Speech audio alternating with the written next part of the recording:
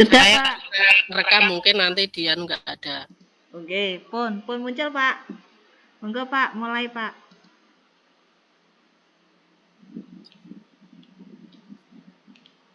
Siap. Siap. Selamat pagi Mbak Mita. Apa kabar pagi ini?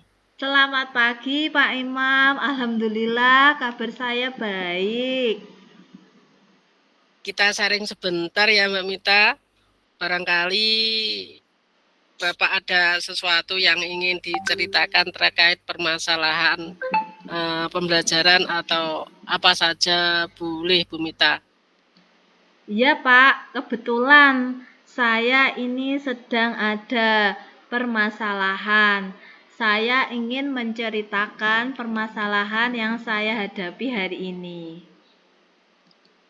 Baik Bu Mita, ceritakan saja. Pon los saya menjadi pendengar yang baik. Mungkin barangkali nanti saya ada solusi buat permasalahan yang Bu Mita hadapi sekarang ini. Begini, Pak, niki langsung saja ya cerita saya. Belakangan ini saya itu merasa bahwa murid-murid di kelas yang saya ajar ini selalu mengobrol sendiri dan tidak fokus dalam pembelajaran saya. Jadi menurut Bu Mita, yang Bu Mita harapkan dari sharing kita ini apa Bu Mita? Saya ingin ada solusi. Barangkali Pak Imam bisa membantu saya agar permasalahan saya mengatasi murid-murid yang mengobrol sendiri pada saat pembelajaran dan mereka tidak fokus ini, saya bisa mengatasinya. Oke Bu Mita. Oke. Hal apa saja yang buat murid-murid Bu Mita itu tidak antusias dalam pelajaran bersama? Itu seperti apa Mbak Mita itu? Seperti yang kok bisa ngobrol sendiri seperti itu? Kalau saya ingat, murid saya ini mengobrol sendiri itu karena mereka itu kurang tertarik pada pembelajaran yang saya lakukan, Pak. Oh, begitu. Kira-kira apa saja yang dapat membuat murid Bu Mita ngobrol sendiri dalam pembelajaran yang Bu Mita lakukan? Apa nggak terkontrol seperti itu? Biasanya kan murid suka dalam pembelajaran itu seperti itu. Nah, menurut saya nih, Pak, murid-murid saya pasti menginginkan perhatian dari saya selama pembelajaran berlangsung. Wah, saya sependapat dengan Bu Mita. Lalu menurut pendapat Bu Mita, contoh perhatian yang Bu Mita berikan agar anak-anak tertarik kembali dengan pembelajaran itu seperti apa itu? Perhatiannya agar bisa tertarik seperti itu. Menurut saya, Pak Imam, pembelajaran itu harus berpusat pada murid. Kemudian, murid juga harus aktif dalam pembelajaran. Lalu, agar fresh dan semangat, ice breaking atau game-game atau permainan agar pembelajaran itu bisa lebih menarik dan menyenangkan. Kalau boleh tahu, Bu Mita, menggunakan sumber belajar apa di kelas yang Bu Mita terapkan? Saya biasa menggunakan buku teks dari perpustakaan dan buku LKS, Bapak. Adakah sumber belajar yang lain selain buku teks dari perpustakaan dan LKS itu? Banyak.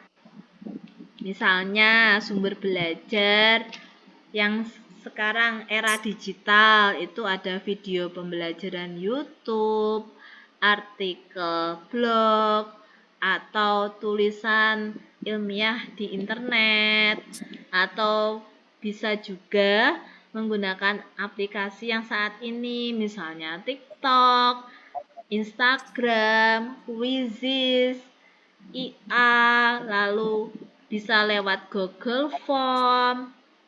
Seperti itu, Pak, menurut saya. Nah, betul sekali Bu Mita. Saya yakin sekali jika Bu Mita menggunakan berbagai macam sumber belajar, pasti akan lebih menarik perhatian anak-anak. Jadi anak-anak itu menjadi lebih senang, suka, dan mengasihkan itu pembelajarannya. Jadi sekarang apa rencana Bu Mita untuk menyelesaikan masalah itu?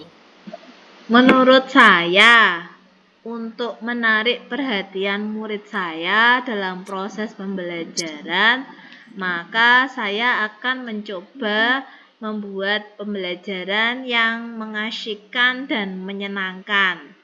Memakai sumber belajar, kemudian memakai media pembelajaran yang variatif, sesekali diselingi ice breaking, agar murid-murid saya ini bisa tertarik pada pembelajaran saya. Dan saya juga akan mencoba untuk melakukan pembelajaran di luar kelas. Betul, Bu Mita. Saya kira bagus sekali itu. Sudah punya rencana seperti itu. Oke, selanjutnya bagaimana rencana Bu Mita untuk mewujudkan rencana itu? Komitmen Bu Mita ke depannya agar rencana itu berhasil dengan baik. Nah, untuk rencana saya, yang pertama ini adalah saya akan merancang pembelajaran diferensiasi yang menyenangkan dengan menggunakan sumber belajar yang beragam. Misalnya, video pembelajaran di YouTube, kemudian TikTok, dan Instagram. Lalu, kemudian menggunakan quizzes tadi. Selain itu, juga menggunakan media pembelajaran yang menarik. Misalnya menggunakan kartu permainan, kartu pecahan agar menarik perhatian murid-murid saya dan mereka bisa fokus dalam pembelajaran yang saya lakukan. Wah, bagus sekali Bu Mita. Apalagi ini pembelajaran yang berdiferensiasi itu sangat diperlukan untuk dunia pendidikan. Kita akan lebih tahu anak-anak itu bagaimana kelanjutannya. Seperti apa kita menerapkan pembelajaran di dalam kelas, anak-anak didik kita itu yang bagaimana kita akan lebih tahu kalau kita melaksanakan pembelajaran yang berdiferensiasi seperti itu. Dan saya sangat setuju dengan rencana yang Bu Mita lakukan. Mudah-mudahan semua berjalan dengan lancar sesuai harapan yang Bu Mita harapkan. Anak-anak juga lebih fokus mengikuti pembelajaran, tidak ngobrol sendiri dalam kelas, dan akhirnya pembelajaran Bu Mita akan lebih mengasik dan menyenangkan. Amin. Terima kasih Pak Imam atas waktunya untuk sharing hari ini. Alhamdulillah saya menjadi lega dan saya bisa mengatasi permasalahan saya sendiri. Terima kasih Pak.